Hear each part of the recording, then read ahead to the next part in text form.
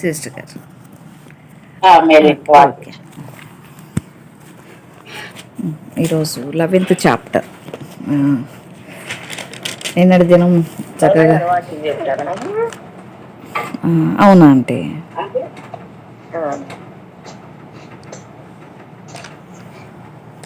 ఈరోజు మనము 11th చాప్టర్లోకి వచ్చేసినాము. ఫస్ట్ కింగ్స్ ఈ 11వ అధ్యాయంలో మనము సొలొమోను యొక్క ముగింపు చూస్తాం. సొలొమోను ఈ 11వ అధ్యాయంలో ఆయన చనిపోవటము, ఆయన రాజ్యం, ఆయన రాజకార్యాలన్నీ కూడా ముగింపు చూస్తాం. నిజంగా ఆరంభం కంటే కార్యాంతం మేలు అని సొలొమోనే ప్రసంగి గ్రంథంలో రాసినాడు. అది తన జీవితంలో జరగకుండానే పోయింది. నిజంగా అది చాలా బాధాకరమైన విషయం. నిజంగా కార్య ఆరంభం కంటే అంతం మేలు. అంతంలో మనం బాగుంటేనే మనం పరలోక రాజ్యం చేరుకోగలం, విజయం పొందిన వాళ్ళం అవుతాం. అందుకే తను రాసినాడు కూడా ప్రసంగి 7వ అధ్యాయం 8వ వచనంలో ఆరంభం కంటే అంతం మేలు అని గ్రహించి రాసినాడు. వృద్ధాప్యంలోకి వచ్చేలేక అది అర్థమైంది. కాబట్టి అంతంలో కూడా ప్రభువుని వెంబడించి ఉంటే సొలొమోను బాగుండేది. ఆరంభం చక్కగా ఆరంభించినాడు, కానీ ఆరంభంలోనే సొలొమోను ఆరంభంలో తప్పిదం కూడా చేసినాడు. బలులు అర్పించటం దేవుడు ఇష్టపడలేదు. 3వ అధ్యాయంతోనే ఆరంభమైంది బలులు అర్పించటం. ఎక్కడంటే కొండ మీద, అంటే వాటికి కూడా బలులు అర్పించటం విగ్రహాలకి. ఇది మొదటి రాజులు 3వ అధ్యాయం నుంచి ఆరంభమైంది. అయితే తర్వాత 8వ అధ్యాయంలో వచ్చేటప్పటికి యెరూషలేము కట్టబడిన తర్వాత చక్కటి ప్రార్థన చేసినాడు సొలొమోను. నిజంగా సొలొమోను ప్రార్థన ఎట్లా అంటే, యెరూషలేము తట్టు వచ్చి దేవునింటికి వచ్చి ఎవరైతే ప్రార్థన చేస్తారో వారి ప్రార్థనలు ఆలకించు ప్రభువా, ఈ స్థలం ముందు నువ్వు ఉండు ప్రభువా అన్నప్పుడు దేవుడు అంగీకరించాడు ఆ ప్రార్థనని. సొలొమోను చివరి వరకు అది కాపాడుకుంటే బాగుండేది. చిన్న ఒడిదుడుకులు జీవితంలో ఉంటాయి, కానీ వెంటనే లేవాలి. పడినవాడు తిరిగి లేవడా అన్నట్టుగా వెంటనే లేవలేకపోయినాడు సొలొమోను. పతనమైన పరిస్థితులు అట్లనే ఉండిపోయినాడు. ఎందుకంటే అంత భయంకరమైన తప్పిదాలు చేస్తూ వచ్చినాడు కాబట్టి. లోకంలో ఉన్న అన్ని నేను అనుభవించాలి అనుకున్నాడు, అంత వ్యర్థం అనుకున్నాడు. చివరిలో వయసు అంతా అయిపోయిన తర్వాత ఓపుకున్నంత వరకు కూడా దేవునికి విరుద్ధంగానే నడిచినాడు ఒక విధంగా. ఎందుకంటే పరస్త్రీలను మోహించి, అంటే విగ్రహారాధికులను వివాహం చేసుకొని, నిజంగా ఆ దినాల్లో బలులకి, దేవతలకి బలులు అర్పించే వాళ్ళు పిల్లల్ని కూడా, అటువంటి విగ్రహారాధనకులని సొలొమోను చేసుకోవటం చాలా బాధాకరమైంది. మోయాబీలు, ఎదోమీలు, అమ్మోనీలు, సీదోనీలు, అదే ఇది 11వ అధ్యాయం మొదటి నుంచి మనం 7వ వచనం వరకు చూస్తే వీళ్ళందరూ కూడా, సీదోనీలు, వీళ్ళందరూ హిత్తీలు, ఈ జనులందరూ కూడా ఏం చేసినారు? వీళ్ళని వివాహం చేసుకోవటం ద్వారా వాళ్ళ సొలొమోను యొక్క హృదయాల్ని ఇతర దేవతల తట్టు తిప్పేసినారు. దేవుడు ఏమని చెప్తా అంటే, అసలు వాళ్ళతో సహవాసమే చేయొద్దు అంటాడు. నిజంగా మనం అన్యులతో ఏంటంటే ఆ ప్రభావం పడకుండానట్లుగా, వారి యొక్క ఆ విగ్రహాల యొక్క ప్రభావం, ఆ చీకటి శక్తుల ప్రభావం పడకుండానట్లుగా వారు ఎంతవరకు మితంగానే ఉండటం మంచిది. ప్రేమతో మాట్లాడాలి, అవసరమైనప్పుడు దేవుని వాక్యం కొరకు మాట్లాడాలి, ఉండాలి. కానీ సహవాసం చేయొద్దని దేవుడు ఆరంభం నుంచే చెప్పినాడు. కొరింథీ పత్రికలో కూడా అదే చెప్తాడు, అవిశ్వాసులతో విశ్వాసకి పాలు లేదు అని.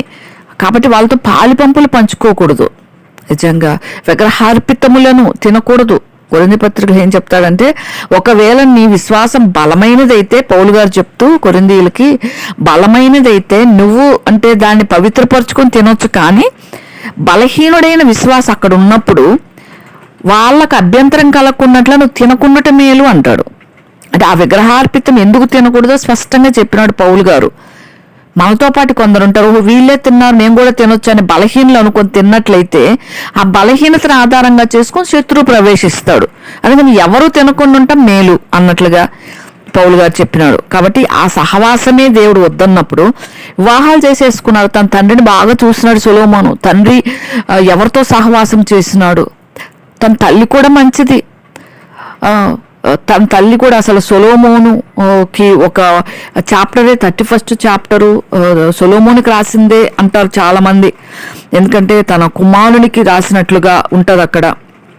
ఎందుకంటే సొలొమోన్ తల్లి రాసినట్లు మనం ఎట్లా అనుకుంటామంటే, నిజంగా అక్కడ మద్యము తాగుట రాజులకు తగదు, నా కుమారుడా లెమూయేలు, అందుకే చాలా మంది లెమూయేలు అనే పేరు తన తల్లి పెట్టుకుంది, సొలొమోనికి రాసింది గ్రంథము అని. అంత ఆత్మీయంగా ఉన్న తల్లి అతని తల్లి దేవోక్తులు కూడా వినలేని కుమారుడు అనొచ్చు. నీ బలం స్త్రీలకు ఇయ్యొద్దు అంట రాస్తుంది. రాజులు నశింపజేసి స్త్రీలతో సహవాసం చేయొద్దు. నిజంగా ఒక విధంగా తన ఆత్మీయ స్థితిని క్షీణింపజేసినారు స్త్రీలు. రాజుల్ని తనని నశింపజేసినారు. ద్రాక్షారసం తగదు.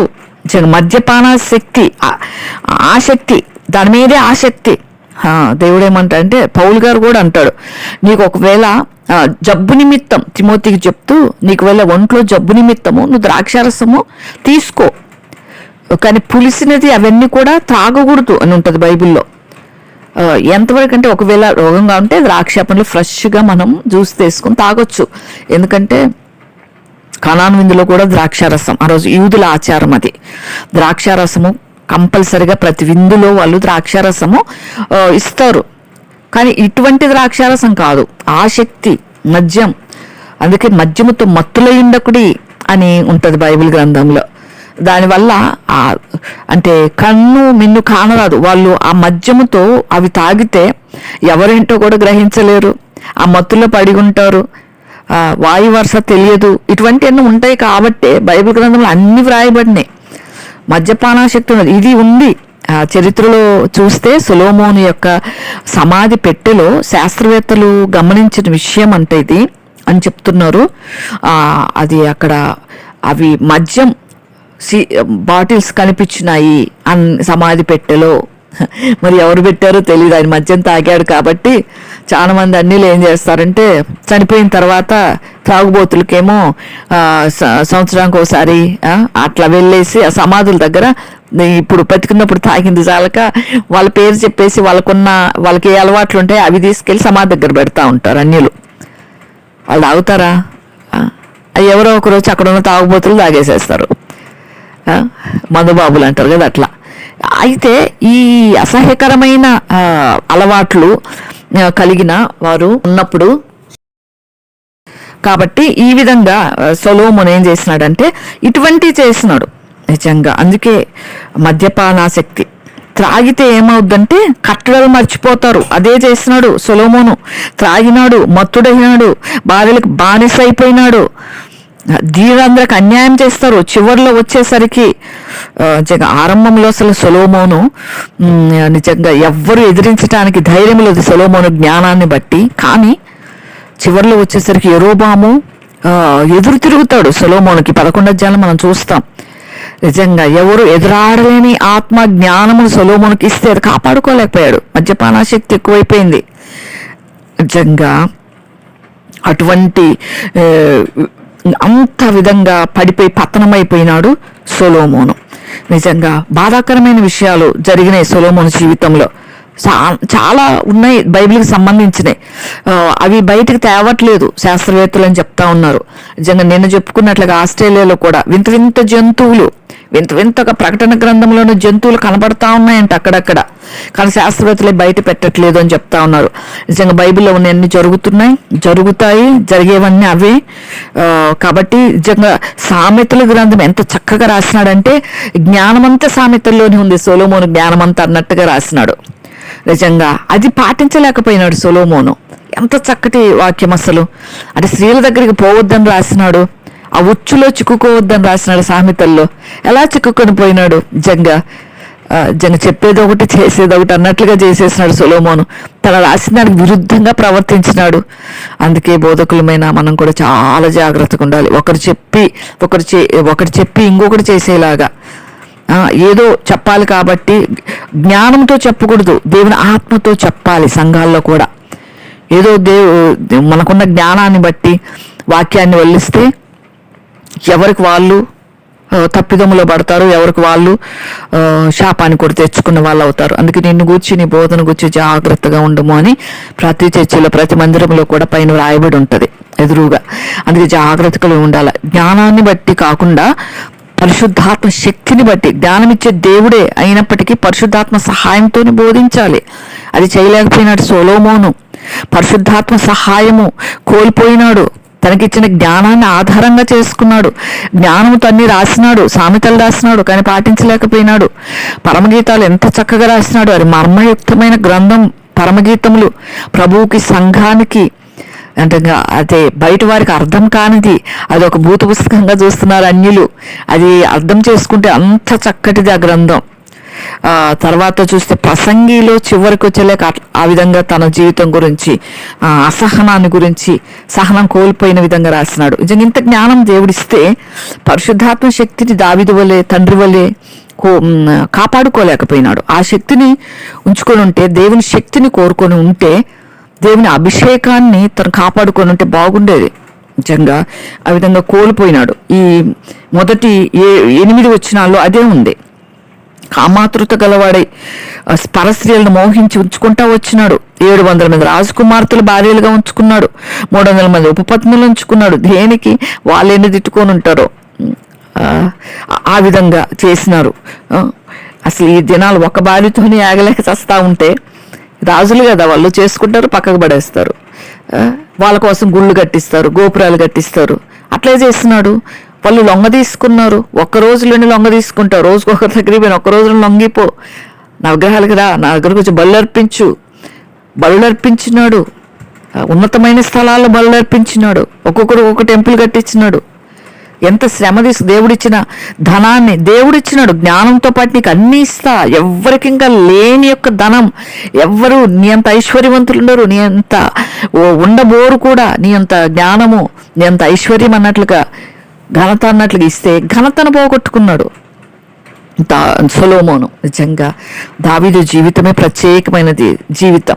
ఎందుకంటే సొలొమోను రాజరికంలో పుట్టాడు, రాజరికంలో పెరుగుతూ వచ్చాడు కాబట్టి పేదరికాన్ని ఎరగడు, కష్టాలు ఎరగడు. దావీదు ఏంటంటే కష్టంలో నుంచి బయటకు వచ్చిన వాడు. గొర్రెల కాపు దగ్గర నుంచి దేవుడు పిలుచుకున్నాడు. దావీదు ఏ రోజు కూడా గతాన్ని మర్చిపోలేదు. ప్రతి సమయంలో కూడా, ప్రభా నేనే పాటి వాడును, గొర్రె దొడ్లో ఉన్నట్టు పిలుచుకున్నాం. ఇతరులు చాలా మంది గతాన్ని మర్చిపోతారు. నిజంగా ఒకవేళ ఉన్నతమైన కుటుంబంలోకి వస్తే వాళ్ళు ఏం చేస్తారంటే తన ఉన్న స్థితిని మర్చిపోతారు. మర్చిపోయి కుటుంబాన్ని, ఒకవేళ భర్తని లొంగదీసేసుకొని తన భర్తకి తల్లిదండ్రులు కూడా ద్వేషిస్తూ వాళ్ళని బాధ పెట్టేవాళ్ళు, వాళ్ళని కూడా ఉంచుకోలేని వాళ్ళు, వాళ్ళకు కూడా పరిచర్య చేయలేని వాళ్ళు చాలా మంది ఉన్నారు. గతం మర్చిపోతారు. దేవుడు గత నాకు ఈ పరిస్థితి ఇచ్చింది, నేను ఏం లేని స్థితిలో, నేను దిక్కులేని స్థితిలో ఉన్నప్పుడు దేవుడు నాకు ఇచ్చాడు ఈ పరిస్థితి అన్న విషయము మరచిపోతారు. నిజంగా భర్తని లొంగ తీసుకోమని చెప్పలేదు దేవుడు, సహకరించమని చెప్పాడు. సహకారిగా ఇచ్చాడు. దేవుని వాక్యం విషయంలో హెచ్చరించాలి తప్ప, నీ తల్లిదండ్రుని సన్మానించు అని ఉంది అని ఇంకా బోధించాలి భర్తకి భార్య. అటువంటి బోధలు చేయాలి.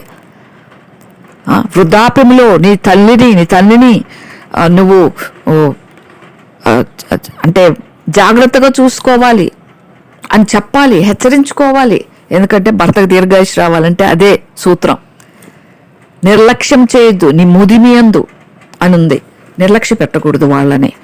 ఆ విధంగా ఉన్నట్లయితే దేవుడు దీవిస్తాడు. ఈ విధంగా సొలొమోను రాజరికంలో వచ్చినాడు కాబట్టి చాలా గర్వంతో ప్రవర్తించినాడు. అన్ని బంగారమే, తాగే గ్లాసు బంగారమే, తినే ప్లేటు బంగారమే, పట్టుకుందంతా బంగారమే.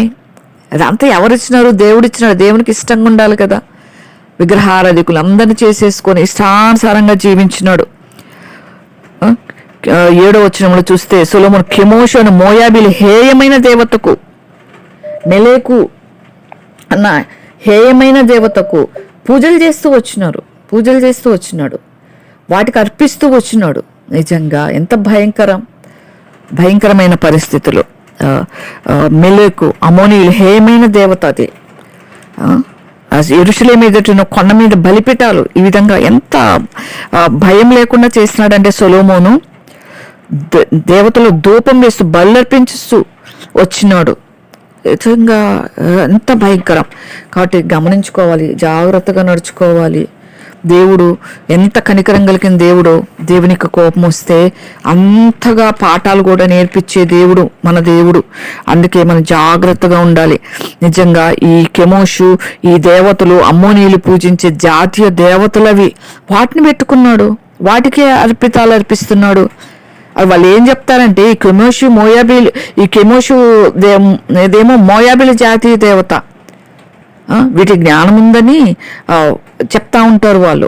వాటితో ఈ అష్టారోతు దేవతతో కలిసి ఈ అష్టారోతు దేవత వచ్చేసి బయలుకు భార్య.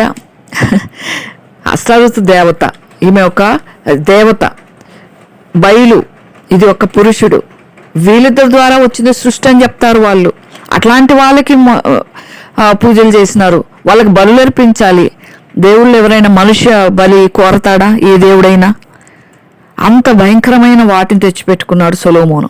నిజంగా చాలా భయంకరమైన పరిస్థితుల్లో గుండా వెళ్తా వచ్చినాడు. ఈ విధంగా తర్వాత 9వ వచనం నుంచి మనం 13వ వచనం వరకు చూసినట్టయితే సొలొమోను మీదకి దేవుని కోపం వచ్చేసింది.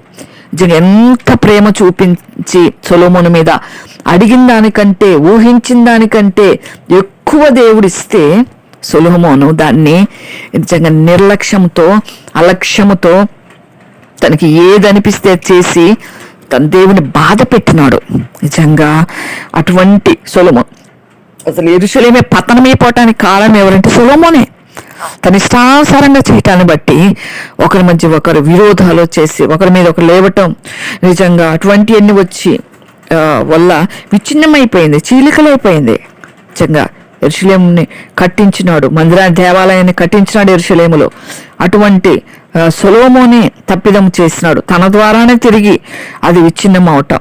నిజంగా ఎంత భయంకరం. అసలు సొలొమోను దేవాలయం ఇంకా ఉండాలి, అసలు పడగొడితే తర్వాత దేవుడు మళ్ళీ తిరిగి కట్టించుకున్నాడు దేవాలయాన్ని. ఈ విధంగా నిజంగా ఇప్పుడున్న దేవాలయం సొలొమోను కట్టింది కాదు, ఇంకా ఆ విధంగానే ఉంది. ఈ విధంగా సొలొమోను ఆ విధంగా అజ్ఞానంగా చేసినాడు.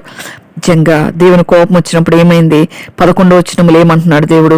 10వ వచనం చూస్తే ఇశ్రాయేలు దేవుడైన యెహోవా రెండో మారు ప్రత్యక్షమైనది. ఎందుకంటే ఫస్ట్ ప్రత్యక్షమైనప్పుడు చక్కటి జ్ఞానం దేవుడు ఇచ్చినాడు. ఇప్పుడు ఏం చెప్తున్నాడు అంటే రెండో మారు యువత దేవతను వెంబడించొద్దని నేను చెప్పినా, నీకు ఆజ్ఞాపించిన దేవుని ఆజ్ఞ ఇది. నిర్గంగాండాల మోషేకి రాతి పలకల మీద ఇచ్చిన ఆజ్ఞ ఇది. సొలొమోను హృదయము దేవుని ఎదురు తొలగిపోయింది, నా ఎదురు నుంచి తొలగిపోయింది నీ హృదయం.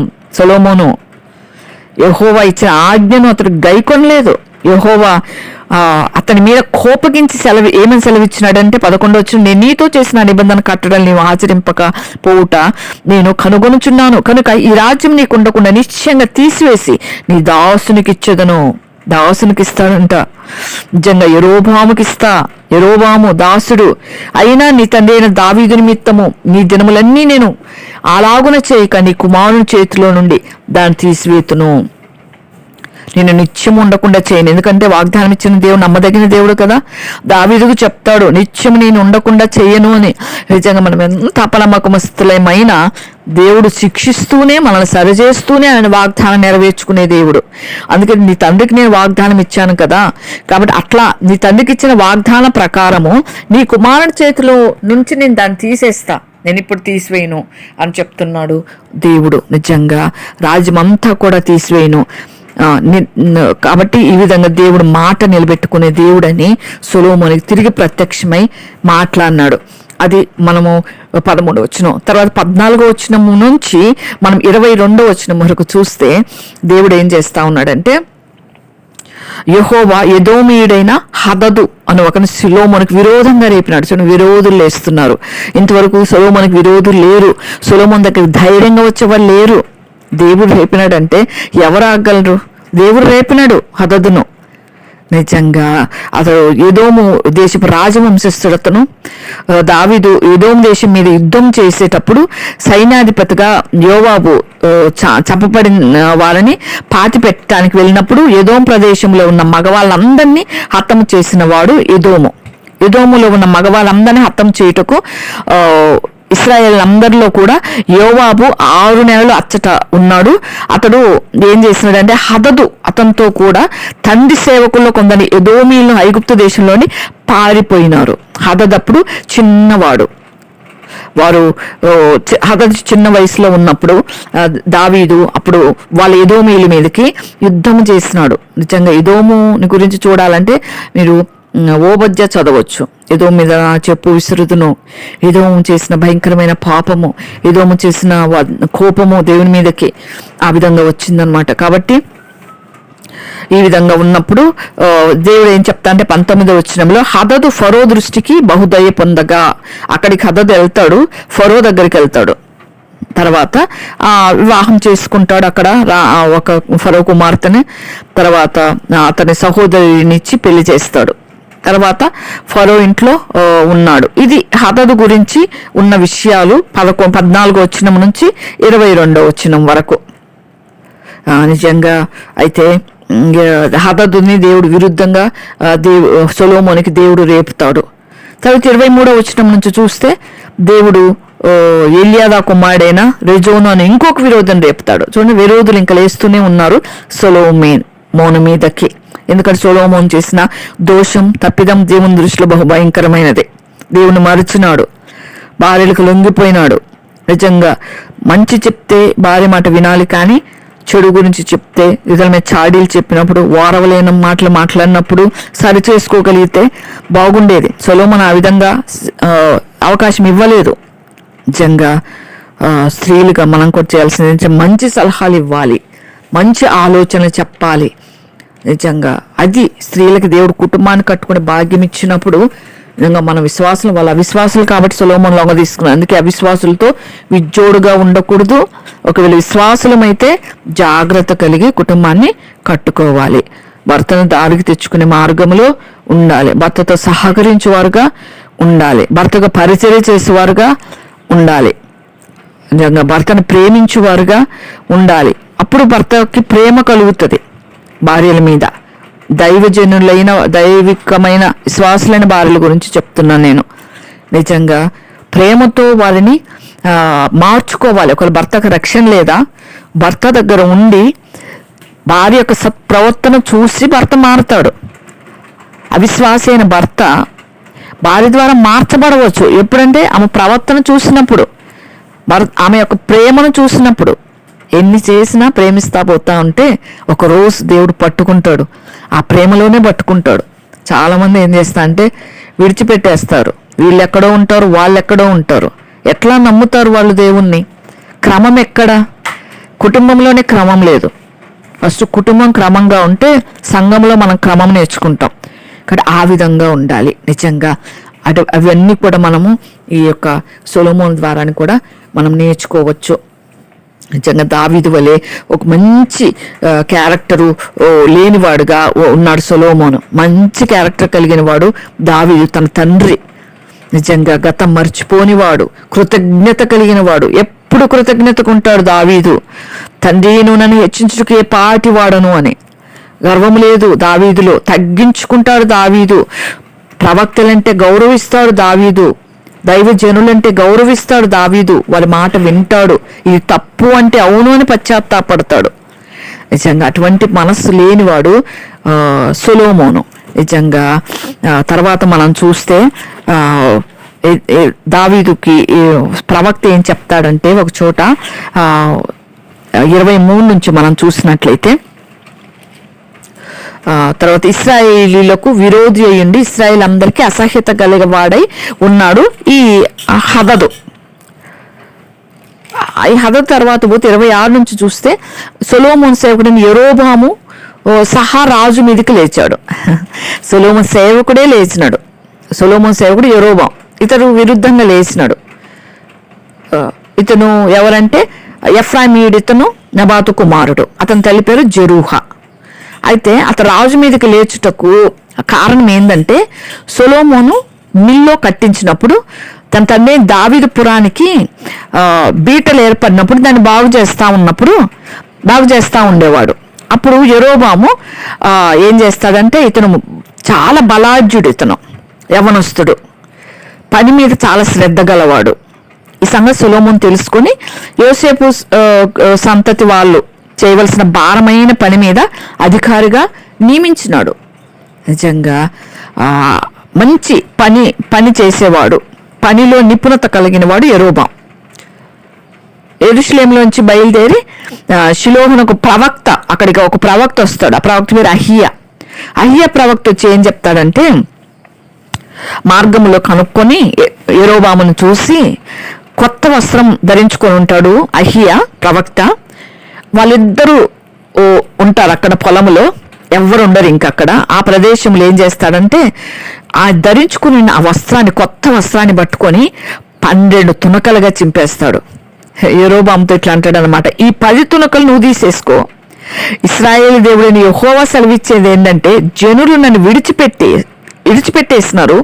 అస్తారోతు సీదోనీల దేవతను, కెమోషు అని మోయాబిల దేవతను, మిల్కోను అమ్మోనీల దేవతలకు మొక్కి సొలొమోను తనే దావీదు చేసినట్లు నా దృష్టికి యోగ్యమైనది దాన్ని చేయకయు, నా కట్టడను నా విధిని అనుసరింపకయు, నేను ఏర్పరిచిన మార్గములలో నడవకయు ఉన్నారు కనుక సొలొమోను చేతిలోని రాజ్యంను కొట్టివేసి 10 గోత్రాలు నీకు ఇస్తా. అయితే నా సేవకుడు దావీదు నిమిత్తమే యెరూషలేము పట్టణమును కోరుకున్నా కాబట్టి ఇశ్రాయేలు గోత్రంలో నుండి 1 గోత్రము నేను అక్కడ ఉండనిస్తా.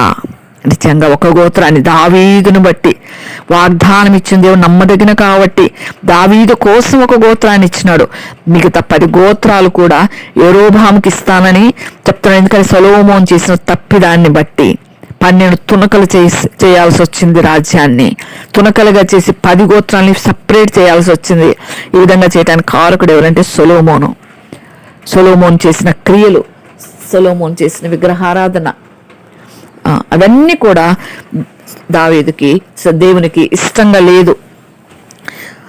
కాబట్టి ఈ విధంగా సొలొమోను తప్పిపోయిన వాడుగా ఉంటున్నాడు. నిజంగా దావీదును బట్టి జ్ఞాపకం చేసుకున్నాడు, అబ్రహామును బట్టి అందరినీ జ్ఞాపకం చేసుకున్నట్లుగా నిజంగా వాగ్దానం చేసిన ఎంత నమ్మదగిన వాడు కదా. అయితే అతను కుమారుని చేతిలో రాజ్యం తీసివేసి అందులో 10 గోత్రాలు యెరోబాముకి ఇస్తానని చెప్పటం. తర్వాత 36వ వచనం చూస్తే, నా నామము అక్కడ ఉండుటకు నేను కోరుకున్న పట్టణమైన యెరూషలేములో నా ఎదుట ఒక దీపము, నా సేవకుడు దావీదునికి ఎల్లప్పుడూ ఉన్నట్లు అతను కుమారునికి 1 గోత్రం ఇస్తా.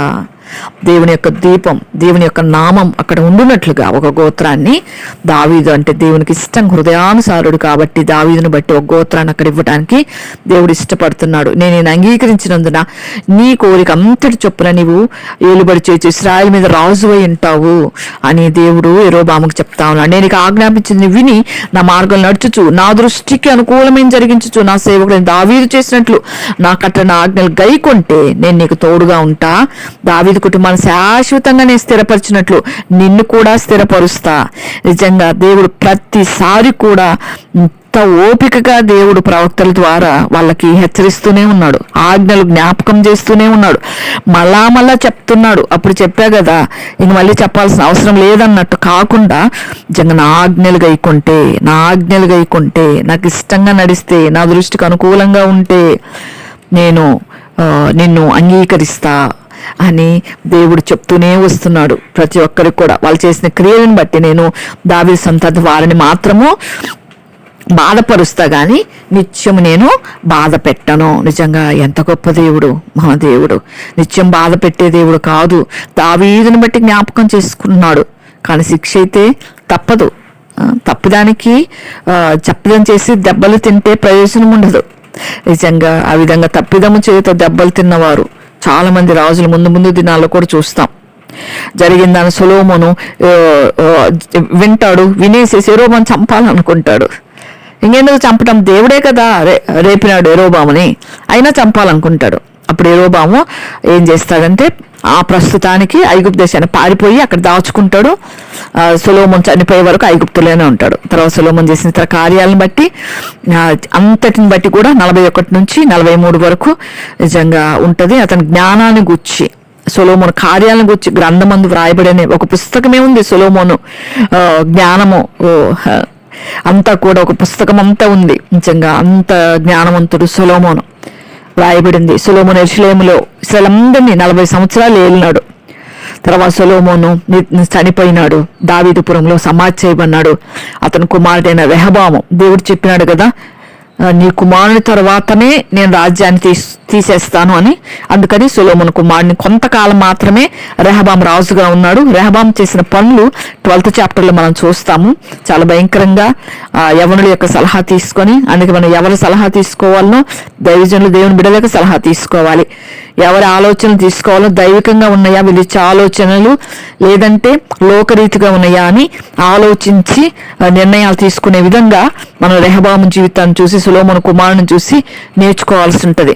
నిజంగా ఈ విధంగా చక్కటి సలహా ఇచ్చుట అది దేవుడి నుంచి వచ్చేది.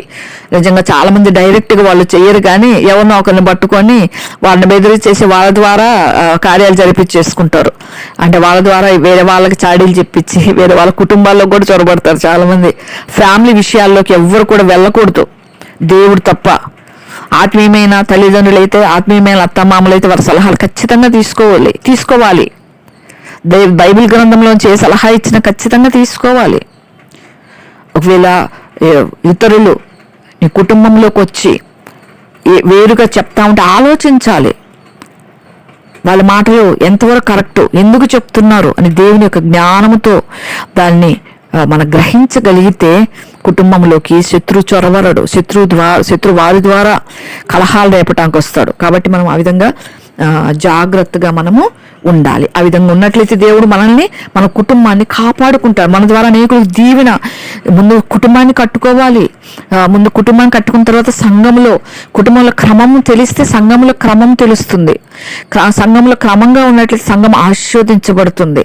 నిజంగా దేవుడు ఆ స్థలంలో ఉండాలి అంటే క్రమం ఉండాలి. క్రమాన్ని దేవుడు ఎక్కువగా కోరుకుంటాడు. ఆ క్రమం నుంచి తప్పిపోయినాడు సొలొమోను. నిజంగా క్రమం కలిగిన జీవితం అది దేవునికి ఇష్టమైంది. డిసిప్లిన్ అది దేవుడు కోరుకున్నది. అందుకే నిజంగా డిసైపుల్స్ అంటే డిసిప్లైన్లో నుంచి వచ్చిన వారు. దేవుడు అట్లా నేర్పించుకున్నాడు శిష్యులకు కూడా. ఆ విధంగా ఇప్పటికీ కోరుకుంటున్నాడు ఆయన. మన యొక్క డిసిప్లైను అది క్రమంగా ఉండాలి. ఎవరు ఏది చేయాలి. దేవుడు ఇచ్చిన పనిని నమ్మకంగా చెయ్యాలి. సంఘంలో దేనికైనా ఒక పాత్ర ఇస్తే నమ్మకంగా ఉంటేనే నిలబడుద్దని సొలొమోను చూసి నేర్చుకుంటున్నాం. నిజంగా 40 సంవత్సరాలు ఇంకా ఎక్కువే పరిపాలించుండొచ్చు సొలొమోను, కానీ దేవుడు అంతటితో ఆపేసినాడు. ఎందుకంటే విగ్రహారాధన ఎక్కువైపోయింది. నిజంగా మనకు దీర్ఘాయుష్ దేవుడు ఇవ్వాలంటే దేవుని ఆజ్ఞలు పాటించాలి. దేవుడిచ్చిన ఆయుష్లో దేవుణ్ణి మనం వాడుకోకూడదు, దేవుని కొరకు మనం వాడబడాలి. అది దేవుడిచ్చిన ఆధిక్యత. దేవుణ్ణి వాడుకుంటాం చాలాసార్లు, ఎందుకంటే దేవుని నామాన్ని వాడుకుంటాం. దానివల్ల అంత ఆశీర్వాదం ఉండదు. దేవుని కొరకు వాడబడాలి. అది ప్రభు కోరుకుంటే దేవుని కొరకు మనం వాడబడతా ఉంటే మనకు ఆయన తీరుస్తాడు. సొలొమోను కూడా దేవుని వాడుకున్నాడు, దేవుడిచ్చిన జ్ఞానాన్ని వాడుకున్నాడు. విపరీత బుద్ధి పుట్టేసింది సొలొమోనుకి. ఆ విధంగా మనం ఉండకూడదు. నిజంగా దేవుడిచ్చిన పాత్రని నమ్మకంగా పోషించకపోతే సొలొమోను రాజ్యాన్ని తీసివేసినట్లుగా దేవుడు తీసివేసే ప్రమాదం ఉంటుంది. ఒకవేళ దేవుడు కొంతకాలం మౌనంగా ఉండమంటే ఉండాలి. ఆ విధంగా ఉండి సరి చేసుకోవాలి. ఎందుకు ప్రభా ఈ పాత్రలో నుంచి నేను తప్పుకున్నానని గ్రహించాలి, సరి చేసుకోవాలి, చక్క చేసుకోవాలి. ఆ విధంగా ఉన్నప్పుడు పరిశుద్ధాత్మ దేవుడు మనకు కుటుంబానికి మనం ఆశీర్వాదం తెచ్చే వాళ్ళగా ఉంటాం, కుటుంబానికి దీవెన తెచ్చుకునే వాళ్ళంగా ఉంటాం, సంఘానికి దీవెన తెచ్చుకునే వాళ్ళంగా ఉంటాం. కొంతమంది ఉండటాన్ని బట్టి కొంతమంది ద్వారా కుటుంబం దీవెన, కొంతమంది ద్వారా సంఘానికి దీవెన. నిజంగా ఆ విధంగా మనము ఉండినట్లుగా పరిశుద్ధాత్మ దేవుడు మనకు సహాయం చేయనుగాక. ఎక్కడికో వెళ్ళిపోయినారు అందరు, ఎత్తబడినారా ఏమి సిస్టర్ గారు? అంకుల్ ప్రైజ్ లాడ్ అంకుల్, చక్కగా వాక్యం చెప్పారు, సంతోషం.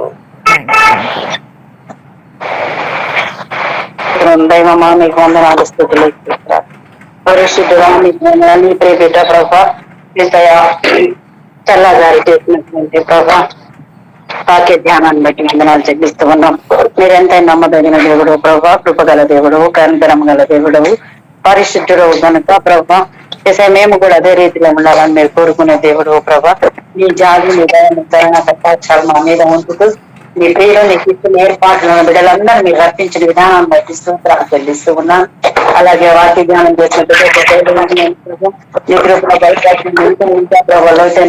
విషయాలు చెప్పడానికి సాధించండి. సొలొమోను వలె ప్రభా మేము దారి చెప్పకుండా ప్రభా వెనుకున్న ఉన్న వాటికి నీగిరపడలాగిన దావీదు వల్ల మేము జీవించడానికి మీ దయను అనుగ్రహించమని, అపారమైన జ్ఞాన సంపదలు ఉన్నదని ప్రభా ఎసయ దావీదు సర్వమని దారి తప్పిన వాడు లాగా ఉంటున్నట్టుగా వాక్యం ఉంది ప్రభా. ఏది ఏమైనా మీ కృపలో తింటే ప్రభా ఆయన మీరు పిల్లలున్నట్టుగా రాయించే ప్రభా మా జీవితాల్లో ప్రభా ఏ విధంగా మలుచుకోవాలో మీరు చెప్పిన విధానాన్ని బట్టి వందనాలు చెల్లిస్తూ నీ కృప నీ దయ కనికరమైన ప్రభా సరళ మీద ఉంచండి, నీ కృపలో బలపరచండి.